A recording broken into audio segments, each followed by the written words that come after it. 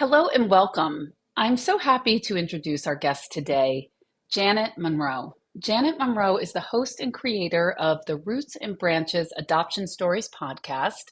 She is also a birth mom, and we're so honored to have you here today, Janet. Welcome. Thank you so much for having me, Rachel. I'm honored to be here as well. Great.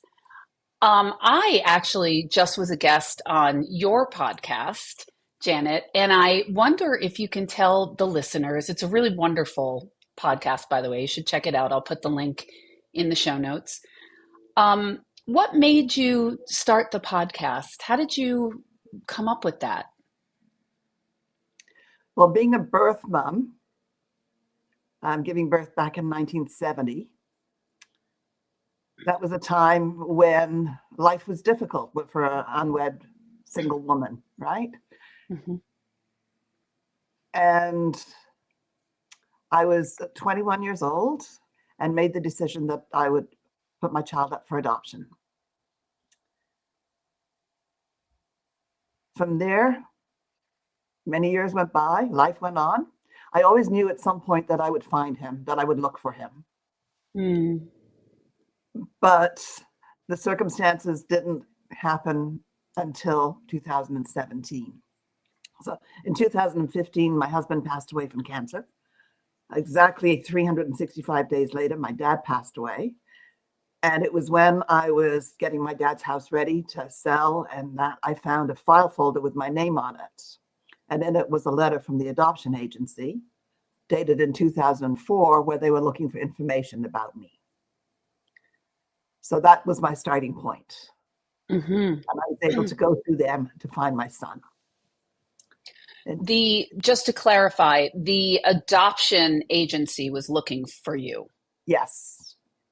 Got it. And your father had that, but hadn't told you about that. He had called me one day and mentioned it, but he never took it any further. Mm-hmm. It was just like a very brief conversation. And that timing wasn't right. Mm-hmm. Mm-hmm. So after my husband passed away and then my dad passed away, and I had this letter to start a search, that's what I did. And it was almost a year later when I got a letter back from them saying that they were unable to find my son, but his name was Dwayne Tabinski, and this was his last known address. And I sat there and I looked at it. And my first thought was, thank goodness it's not John Smith. Mm-hmm. And what do you do when you have a name? At that point in time, 2017, you Google, right? Mm-hmm.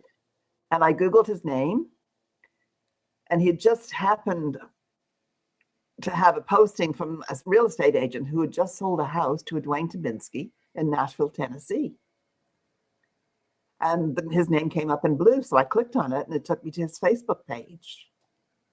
So I got to scroll that and see some information about him, found out where he worked, went onto the work page. There was a video that he had produced where he was in it, showing how certain musical equipment worked because he was in the audio sound business.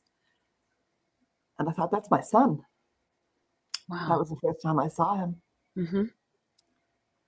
Could you tell by looking, like just looking at him, you were like, that's definitely my son? Yes. Yes. And then I forwarded it to my daughter, who confirmed, because he looked more like me than my other two children did. Mm-hmm. And I sent him a message on Facebook. He didn't respond. In fact, I thought he blocked me, to be honest. Mm-hmm. So I waited a couple of months because the family and I, we were headed down to Florida. We were going to Orlando. My daughter, her husband, 2 kids, and my son, and a few other family members, extended family members. And I thought I could stop in we were driving down, so I thought I could stop in on Nashville on the way home and meet him. So it was we were going to towards the end of May. So at the end of April, I said, okay, I've got to figure out how to get in touch with him to see whether or not the timing is right. So I went back in and I was going to send him a snail mail and figured that would get there. But his work did not have a business address on his work website, but he did have an email address there. So I sent him an email. And it was a Saturday night. And I'm thinking, I was a typical business person. Well, no, I shouldn't say typical, but I was an older business person who worked Monday to Friday. So therefore, I kind of expected an answer to my email message on Monday when people go to work. Uh-huh. Because, and I thought to myself after I sent the email, okay, I've got until Monday to figure out what I'm going to do now if he answers. But when I went to bed that evening, there was a message on Facebook. He friended me, and I thought, oh my goodness, he's read the email already. And I didn't really know what to do. But when I woke up the next morning, there was a message for me saying it would be really okay to call. And he gave me his number. And it's kind of scary when you get that message because you wonder what you're going into. Are you opening Pandora's box? What's he going to say? Is he mad? Mm-hmm. Is he angry? Or is he accepting? Or you have no idea because nothing has been said. Yes. Except it was really okay to call. Yeah, and it's a good sign. Yeah. So that's what made me pick up the phone and call him. Mm-hmm. Mm-hmm. So I did. He told me 3 things right off the bat. First thing he says, I'm okay. I'm happy. I'm at a good point in my life. I don't need anything from you. I'd really like to get to know you. Perfect. Oh. Mm-hmm. Second thing he said was, thank you for giving me life. And the third thing he said was, you have 3 grandchildren and 5 great-grandchildren. Wow. And that was like a tsunami of emotions that hit me all at once. Like everything that I had missed. I never imagined, because to me, he was still a little baby. Right. I'd held him for a few minutes. I hadn't seen any of this growth. I hadn't seen any of these changes in him. Hadn't seen any of that and couldn't imagine it. And all of a sudden, I have 3 grandchildren and 5 great-grandchildren. And I'm thinking, wow, you missed on all this. It took me a long time to get through those emotions and realize that I wouldn't have the life I had today if things had been different. Sure. And I always believe that we're meant to be where we're meant to be. That timing is everything. And I know that he had good adoptive parents. He was happy with them. He loved them. He always wondered why he was different from them. Like why he would like to take things apart and put them back together, including his mom's washing machine. I heard that story from both him and his mom. But nobody else in his family tinkered. We decided that came from my dad's part only because my dad was an electrical engineer. So to get back to how I started Roots and Branches, Dwayne and I, we always said we had a Oprah story or a Hallmark movie of the week kind of story.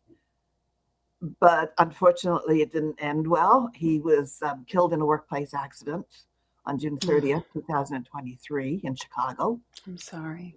Yeah, he was doing audio sound, had a contract with NASCAR, and was setting up the pre-race show in Chicago for that weekend. And he was electrocuted and gone. So fast. It was a shock to everyone. And so it took me a couple of years to start it, but we'd always wanted to tell the story. And I decided I was going to do a podcast. Had no idea what I was doing. Had no idea how to start one. I remember recording my first one, which was kind of my story and telling why it had started. And I probably recorded it a dozen times. And then someone said, Janet, just do it and get it out there, because if you don't get it out there, you never will. And I started, and it's grown. It's almost a year old. And there's I was trying to do 1 a week. Didn't succeed with that, but came close. There'll be 44 out before the year's up. So I could have made it season 1 and season 2, but yeah. Congratulations. I just left. It's all an experiment. It is. It is. Yes. And I had great people, including yourself. And it's absolutely amazing, the stories that people have to tell. And I try to pick stories. Well, I don't say I pick the stories. I'll tell anyone's story. But there's always something in everyone's story that is different, that makes it stand out. Whether you're adopted at 52, find out at 52 you've been adopted, or find out at 7. Mm-hmm. There's different feelings that people have. So every Yep. story focuses on kind of one thing. Sure. So you focus on all different sides of the adoption constellation, right? So you talk to other birth mothers, you talk to adoptive parents, and to adoptive children, I would imagine as Right. well. That's why I called it roots and branches, because the roots are Mm-hmm. basically the birth parent, the adoptee, and the adoptive parents, and the branches are the far-reaching effects. You know, Mm-hmm. which includes, it can be a brother, a sister, it could be aunts, uncles, it could be grandparents, it could be anybody who has anything to do with it. It extends Sure. into the foster care. Mm-hmm. So there's so much more. And actually, I'm planning on expanding the branches more with people who can help, Mm-hmm. psychologists and social workers and Mm-hmm. Sure. other parts of that as well. So that's kind of spinning in my head at the moment. And I do it Right. because I enjoy it. I enjoy meeting the people who are all part of this adoption constellation. And Yep. most importantly, I find it healing for myself and for them as well. Mm-hmm. Mm-hmm. Can you talk more about that? What has changed since you started the podcast? What has changed for you by doing that? More about knowing exactly what's out there, knowing that adoption is not always the right answer, knowing that adoption is now a $30 billion industry. So there's just so much more to it than what we knew back in 1970. You know, 1970 we had the perfect adoption family. You know? Everybody, mom, dad, and they've adopted a child with 2 children to have their niche family, and they're looked up to because they have adopted children and they've gone out of their way to make a home for other children. Right. Yeah. But that's really not the scenario it should be. The scenario should be more about the child, right? Yes. And how important that child is, because that's what adoption should be about, making sure that the child is okay and that they're taken care of. And that's what you say as well. And that's the way you feel about your children. And that's so important. And I see that in my son's adoptive family, his mom and dad. They were looking out for their children. They adopted Dwayne, and they also adopted a daughter.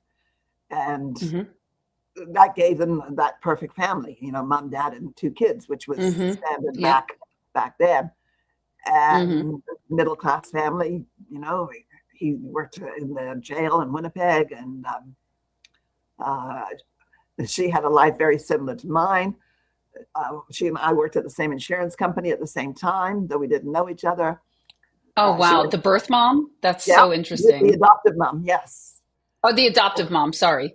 Yeah, and then she went into hospitality, and I did as well. And then she managed a furniture store for 30 years, and I owned and operated one for over 40. So our lives were very parallel. We both had the same red hair, kind of looked a bit alike. She's a wonderful lady. I'm still keep in touch with her. And she was great for Dwayne.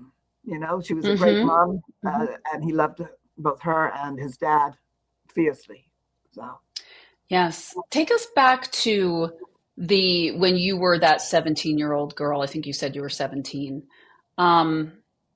What did you know who was going to adopt your child, or what was the scenario though there? What happened, and did you know where he went, or you just had no idea? No idea. I find that one of the things that, say a child is looking for their birth parents, one of the things that they really need to do is to listen to what their birth mother's life was like. And don't have any preconceived conceptions. You know, I have a little note on my computer that I see every morning saying the most expensive item that you can own is a closed mind. And I think I read that every day, because you have to be open-minded. And any adoptee who's looking, they have to be open-minded. They can't go on stories that they've heard, because nobody really knows what was in the birth mother's mind at the time when that choice was Mm. made, or whether she actually Hmm. got to make that choice, or someone made it for her. Right. So I had a good life. I've had a great life. Hmm. It's fantastic. People will probably say I had a dream life. I was born in England. My mom was a stay-at-home mom. My dad was an electrical engineer. I had an older sister. And that was at a time when people worked for one company and stayed with one company for forever. You Hmm. know, I think that's very difficult to imagine today. But my dad had worked with this company for 25 years. He'd finished school, went straight to that company. He was an apprentice for being an engineer, went to school at night, went away to war, was in India, stationed in India during the war. Met my mama when he was home on leave at a dance, and she waited for him to come back. They got married in 1946, had my sister. Then I came along, and he went back to the same company. They held the job for him while he was away at the war. And then he had an accident in the workplace, broke his leg, smashed his leg. And there was an incident about that. So he ended up feeling that his company had known something and didn't react the right way. Hmm. And he felt kind of cheated by them. So he ended up leaving and moving to Canada, emigrating to Canada, because he had a job here. And my mom he came in 1957. My mom, my sister, and I came in 1958. We took the Queen Mary over from Southampton to, I believe it was Ellis Island in New York, because when we Hmm. landed, we were in this big room, and there was these letters overhead, A, B, C, and you went and sat under your letter, and that's where your luggage came.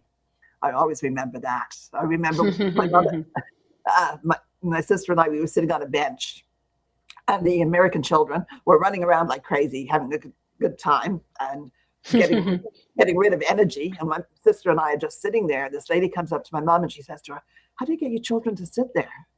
And my mother's answer, "Well, I told them to, you know." And that's Yeah. so I was brought up in where you do as you're told, and children should be seen and not heard. Those are the two things I Hmm. remember from being abused. So we ended up in Winnipeg, Manitoba, grew up there, went to school there, right? My sister was the studious one. All right. And she would Hmm. go to school. The day she started school, she was already reading all her textbooks to get ahead for every day. So she knew me. I would go to school. I would be, my parents would call me the rebellious one, because I just went to school to have fun. Um, Hmm. but my sister ended up earning 3 scholarships to Europe. She went to university in Winnipeg, and she got a scholarship for a summer to work in Germany for 2 months and travel for the third. When she came back, she earned another scholarship to go to university in Germany for a year. Then she came back and she took her Bachelor's of Education, and she won a scholarship to the university in Dijon, France for 3 months that summer. Wow. And I'm just going ahead and enjoying my life and doing things. And I think I was probably a little jealous, because she got this third one and she was going overseas again. And I wanted to go somewhere that nobody else had been. And I ended up with a job in the Northwest Territories, Arctic Circle Lodge on Great Bear Lake. And that was the summer of 1969. And it was a great summer. Everything was totally different. You know, I 24-hour bet. day. You could go fishing at 3 o'clock in the morning, take a boat out, and that's no problems. And it was a really good summer. And it was the end of the summer, the last night before we all got in our planes and flew out the next day, that we had a big party. And I ended up coming home. And 6 weeks later, I found out I was pregnant. Hmm. My sister came home from France, and she came home and she was engaged to a gentleman that she'd met in Germany at the university. He'd gone to France to see her, and they got engaged. and I came home pregnant. So needless to say, that was a very difficult time. She was so happy. Yeah. And she told me after we'd found Wayne that she used to go to sleep at night crying because her life was so good and mine was so shitty. Mm. But I knew I was pregnant and I had to decide what to do because I wasn't 17. I was 20 years old when I was pregnant. Okay. So I could make my own decision. And I knew that I didn't want to marry the gentleman. It was a one night stand. And I knew that if we did end up getting married, we'd only get divorced. So what was the point in that? Mm-hmm. Because back in Mm-hmm. those days, divorcees were looked at the same way as unwed women were. So, Right. so I decided that adoption was the best route. But then I had to tell my parents. Mm-hmm. And that was the most difficult thing I've ever had to do. I remember I would go and I would sit in my living room and I would look at my mom and dad together and think, come on, spit it out. Just say it. Just tell them. Mm-hmm. I couldn't do it. I couldn't do it. Every night I would go back down to my room. And then one day I just decided I had to tell my mom. I told my sister and she said, well, you've got to tell them. So I told my mom by herself. I couldn't do it together. And her reaction was basically, oh, Janet, how do we tell your dad? I don't know, Mom. That's why I'm telling you. So yes, so she ended up telling my dad, and I had a conversation with them about it, and they wanted to meet the man. And I actually called him and got him. He came over with his parents. And my parents talked to them about marriage and this. And I said, no, that's not the way it's going to happen. Mm-hmm. I said, this child is going to be adopted because the child needs a mom and dad who's going to love him or her, because at that point I didn't know. And I think adoption is the right route. I had no plans. I had no future. I hadn't gone to university. I had no idea what I wanted to do with my life and what direction it was going to take. And I felt that a child needed the stability because I'd had the stability growing up with a mom and dad who loved me. Mm-hmm. I had the mom who made my lunches every day, who made the bed every day, who took care of the household. And I had a dad who went out to work. And so, we were a stable middle-class family. And I wanted my child to have that as well. And Mm-hmm. it wouldn't happen. I couldn't see it happening with me. Mm-hmm. So that decision was made for adoption. Mm-hmm. And the boy decided he agreed. The Oh, your partner, to be honest, I'm sure the father. when he left my house, I'm sure he went, got out of that one, okay. Yes. Yeah. Yeah, and I'm sure his mom and dad were quite pleased as well with the decision. Mm-hmm. But it's interesting. After finding Dwayne in 2017, I couldn't remember his dad's name. I knew what his first name was, but I didn't have his last name correct. I thought it was Peacock, but it was close, but not quite. So after I met Dwayne, it was one day, 2 years later, I was going through a box that I hadn't opened in years. And I opened it and there's a list of everybody who'd worked at the lodge in the Northwest Territories with their names on it and their phone numbers.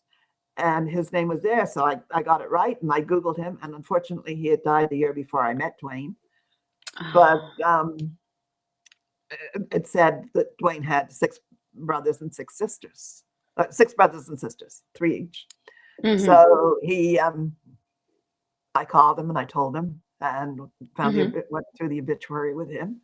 And he was able to contact his brothers and sisters and was able to have go to a family reunion with them and meet them and find out that he had the same traits as his dad. In fact, the first time they had a Zoom meeting, they couldn't believe how much like his dad he looked. And also his drink was the same drink as his dad's. There was so much like him. So I'm glad that Wayne was able to find out those things. And and at least when he passed, he knew who he was. and where he came That's from. right. Yeah. Yeah. Had you always wanted to, you said you knew you would eventually hook up with him, like you would eventually try to find him. Yes, Did you, was it just a question of that you said timing is everything? The timing hadn't been right up until that point. It sounds like you went on to have biological children. Is that true? it is. I had Mm-hmm. Dwayne was born in 1970, and after that, my life went on. My sister got married that summer, and she got married in Denmark. So I was able to go to Denmark to the wedding. When I came back, I got a job in the hospitality industry, working for a hotel in Winnipeg. The following year, I heard my parents talking about moving to Montreal. And that was somewhere I did not want to go. I did not speak French, and I was terrible with languages, couldn't pick them up. So I decided that I needed to move closer to Montreal because Winnipeg was too far away that I would never get to see my parents. And I'd Mm-hmm. probably never get to see my sister because if she visited, she'd go to see them, not me. Mm-hmm. And I was able to get a transfer from the company I was working with and got transferred to Toronto. So therefore, I'm close enough to Montreal, but far enough away that Mm-hmm. I could go home if I had to, right? Um, I was great in Toronto. I was in the hospitality industry, worked for some of the major hotels, great time. And then I lost a job um, at one of the hotels I was at, and I got a job at a fishing lodge. I thought, I wanted to get away from the rat race in the corporate world and do something different. And I got a job at a fishing lodge, and this was 1974, and went smelt fishing on a Saturday night. You had to do that late at night in the dark to catch the smelt. And I was in an accident. Another boat hit the boat that I was in, and I went through the windshield of my boat and ended up in the hospital for many weeks. I had over 165 stitches in my face and smashed cheekbone, smashed nose, just a real mess. Mm-hmm. But that was the time that I really needed to go home to my parents when that was over. And it took me a whole year Mm-hmm. to get through that, and between numerous surgeries. Then after that, I came back to Toronto, went in the hospitality industry again. Not comfortable, just didn't like it. Moved Mm-hmm. from hotel to hotel because I didn't know anything else. That's all I'd done. And then one day I was going home to visit my parents on the train, and this two gentlemen walked into the bar car because if you're traveling to Montreal by train, you have to go by bar car. And one of them caught my eye. And it turned out that he was going back to Toronto on the Monday. I was going back on the Sunday, but he called me on the Tuesday. And he didn't have a car, so I did. I went and picked him up, brought him back to my place, and he never left. And that was one of those love at first sights for those people who don't believe in love Mm-hmm. at first sight. It does happen. I believe And it. yeah, we ended up getting married, and we had two children, uh, a son and a daughter and a son.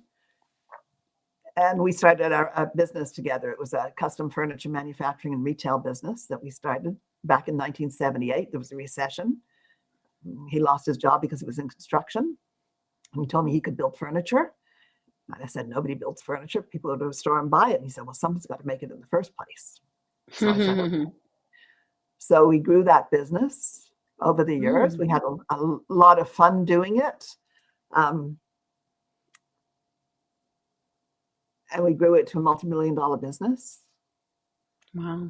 We kept it going for 46 years. My husband passed away 11 years ago, but my daughter and I kept it going for another 9 before we ended up closing. And it was interesting. In 2008, 2009, we built the world's largest rocking horse and got in the Guinness Book of Records because we needed to do something to attract attention to the business. And so Nice. it was exciting. It was different. Every day was different. And, Yeah. dealing with customers that no 2 days are alike when it comes to customers. There's those that love you and those that want as much from you as they can get. And yeah, it was always a lot of fun. And we were blessed to have a good life. We were able to travel a lot. We took our kids to places. We had holidays all the time. And it was a blessed life.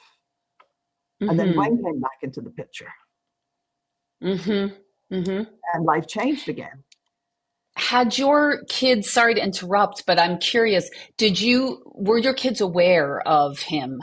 Was your husband aware of Dwayne? Yes, yes, my husband was Okay. aware of Dwayne. When Dwayne was born, I named him Kenneth Harold Curtis. That was his name. Um, Mm-hmm. Bill and I had two children. We had a daughter, and then we had a son, and we named that son Kenneth. Mm-hmm. Mm-hmm. Mm-hmm. So the same name that I'd given Dwayne.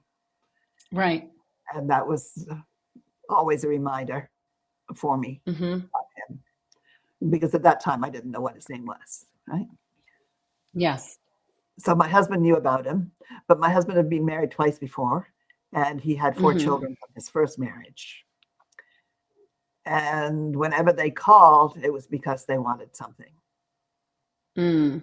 And that's why the timing wasn't right in 2004, because Mm-hmm. my husband would be, what does he want?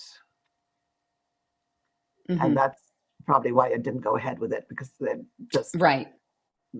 the feelings that there would be animosity between him and Uh-huh. Dwayne, no matter whether Dwayne wanted anything or not at that point in time. It didn't matter, Mm-hmm. you know. Mm-hmm. The Mm-hmm. feeling of that animosity would be there because of the way his children were reacting to him at that time. Uh-huh. Yeah. Yeah. So And had you told your biological children about Dwayne, or did that not come up until you connected with him? my daughter knew about him, but my son Mm-hmm. didn't. My daughter, Okay. when she was younger than 16 and um, about ready to have sexual activity, I told her about him so that she was forewarned and to be careful and Mm-hmm. whatnot, because anything can happen Mm-hmm. at any time, right? Mm-hmm. Mm-hmm. So Mm-hmm. she did know that there was someone out there. Um, Yes. she didn't know I was actively looking for him, but it wasn't a Uh-huh. shock to her when I found him, but it was a surprise to my son. Interesting that you didn't feel the need to tell your son that story. Yes, I know. Like When I think just back, noticing, you know. I probably should have.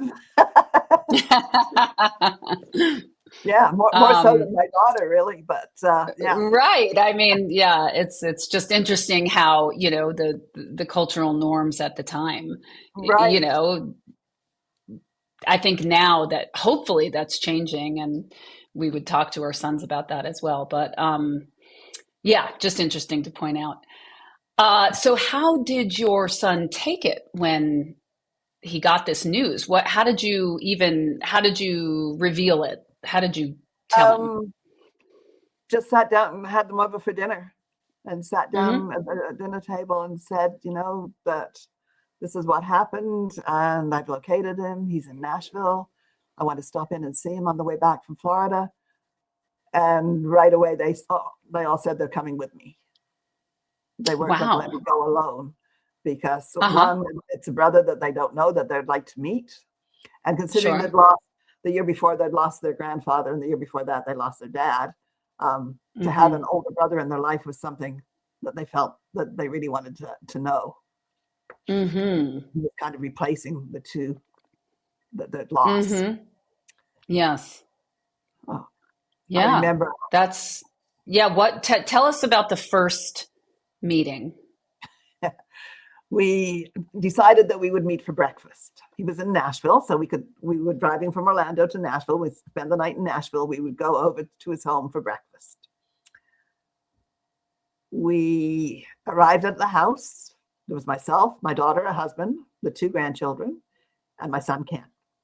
And we Wow. arrived at his house and was standing up front saying, "What do we do?"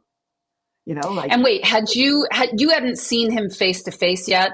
no, Ever? Like there was no FaceTime or I guess maybe there was FaceTime, but like you hadn't done that. no, we hadn't done that. Yeah. No, Okay. I don't think there Okay. was. I don't think Zoom might have been around, but we didn't know about Zoom. None of that. Right. It wasn't like prevalent yet. Yeah. No, not And until COVID, right? So Did he know like this whole extended family was coming, or was Yes. he thinking it was just you? Okay, he knew. No, Okay. no, no. He knew we were all coming. So, Okay. but we're standing outside the front door and we're all looking at each other and say, what do we do? What do we say? How do we greet him? Right. And my youngest grandson, Ethan, said, well, you better make up your mind because I rang the doorbell. And so we didn't have a choice. Yeah. So he was coming to the door, and we're Canadians, and him being Canadian, we arrived with a bottle of vodka and a bottle of tomato juice for Bloody Caesars. And it was 10 o'clock in the Okay. morning. And we said, this is a great breakfast drink. And he opened the door, and we ended up everybody just hugged. It was just the way it was. And went in and spent the day there. We didn't leave early, though. We said breakfast in case things didn't go well and we had to leave. We could use the excuse we had to drive home. But we stayed. Yeah, we were there at that house until 11 o'clock at night. And he was actually having people over in the evening to watch the hockey game. Because Nashville was in the playoffs. And that evening, so a group of his friends came around, so we had a great time. In fact, the real estate agent that had actually posted that he had sold him the house came with his wife. And we were telling him the story that it was all because of him that we actually found each other. And it was, as I said, it was just a matter of timing. The day that he posted was the day I looked. Right. Isn't it amazing how that always seems to happen like that? Like these little things that it could have gone a different way, and it didn't. It went that way because that was supposed to happen. I was always flabbergasted because things happen at the right time. And I know when I sent him my email, I had said to him in the email that, if the timing's not right for you, I understand. The timing's right for me right now, but if it's not right for you, that's okay. Yeah. But it was right. Yeah. So, and this real estate agent's wife said, this is too much for a Monday. Because it was a Monday. And she said, this is too much for a Monday. That he's responsible for you getting together. And yes. So we had a great relationship. And I told you, his mom and I had a similar lives. But when we first talked to Dwayne, he was coming to I live in Barrie, Ontario. He was coming to Barrie that summer because he was doing the audio and sound for a group that was coming for Boots and Hearts Festival. So it was just like everything was meant to be. Right. Yeah. That's extraordinary. Everything fell into place. Yes. He came for that summer and stayed a couple of extra days. Then they were going back to Winnipeg to see the family in September. So I decided, I would go with them and meet the rest of the family. And when we got on the plane, they flew from Nashville to Toronto, and then they were flying to Winnipeg, and we were on the same flight from Toronto to Winnipeg. But when I got the plane was full except for the two seats beside me. They were empty. So Dwayne and his wife were able to come and sit beside me for the flight. Wow. There was just so many little coincidences that happened that we knew everything was falling into place the way it was supposed to. Wow. That's amazing. I love that. Yeah. What would you say to adoptees who are wanting to reach out to their birth family, maybe they don't know them at all? How do you go about that?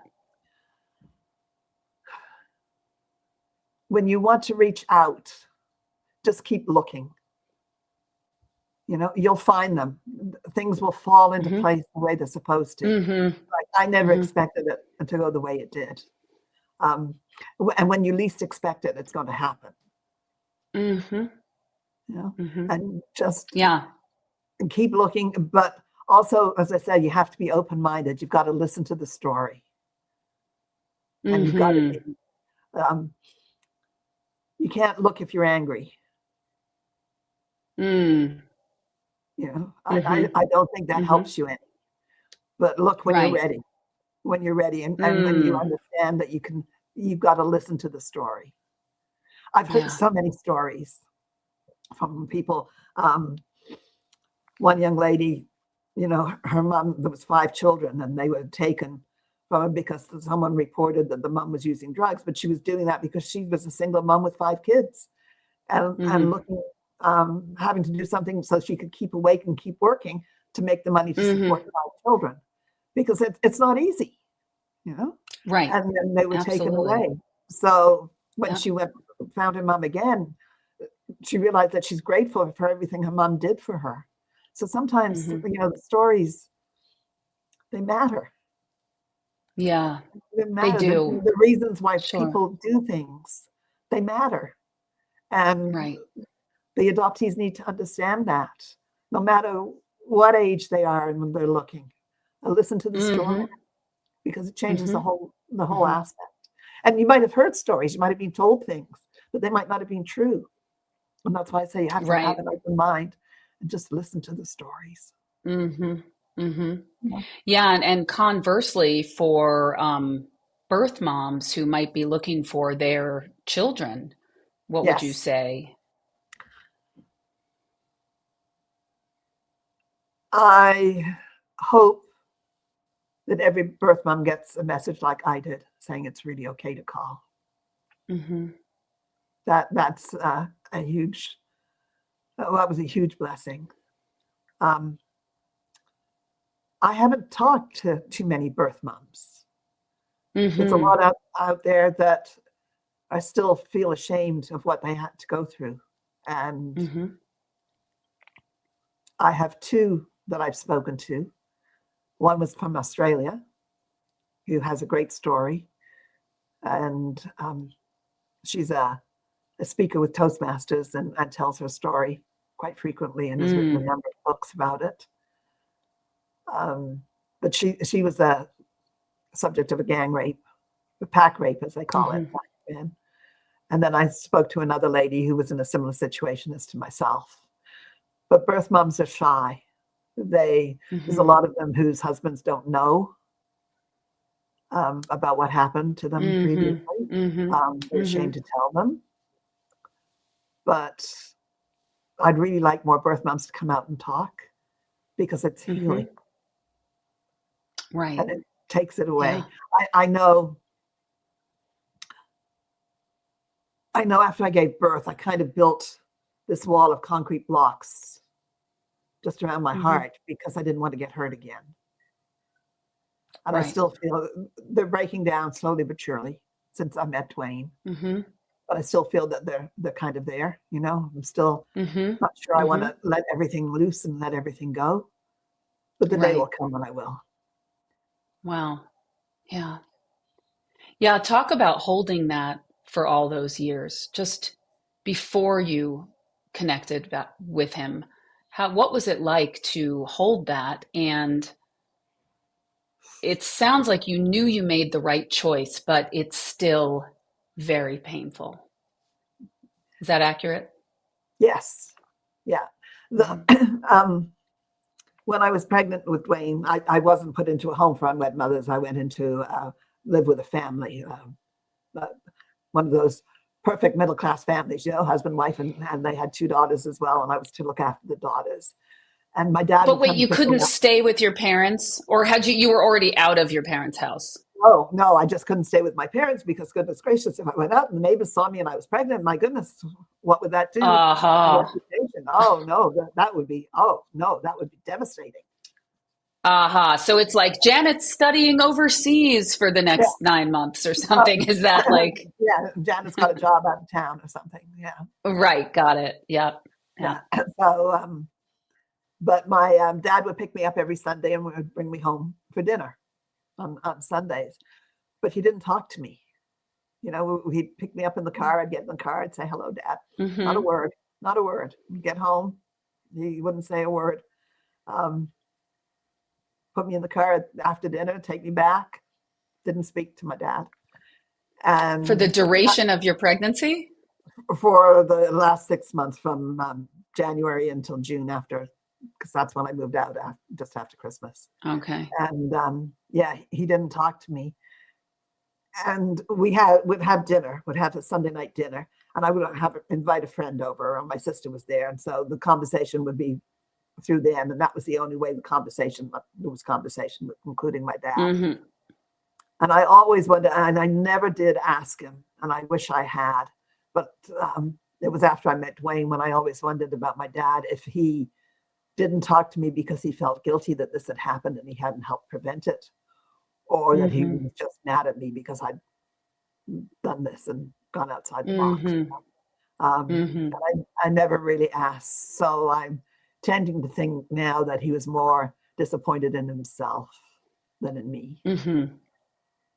And I Right. wish that I had tried to find him sooner so that maybe they could have connected. Mm. Mm-hmm. But you can't look back. I can't change what's happened. And hopefully they're connected now Yeah. in the space that they're at. But, I still picture in my mind that one day that Dwayne and I will meet each other again, and we'll Mm-hmm. walk side by side on a beach on a tropical island and just get back those years that we missed. Oh, that's Um, beautiful. I see that. I see that happening. So, I see it too. yeah. That's so beautiful. Um, you know that we focus mostly on foster families here. I wonder what pieces of advice you would have for foster parents in regards to this whole conversation. For foster parents, that's got to be one of the most difficult things that you can do.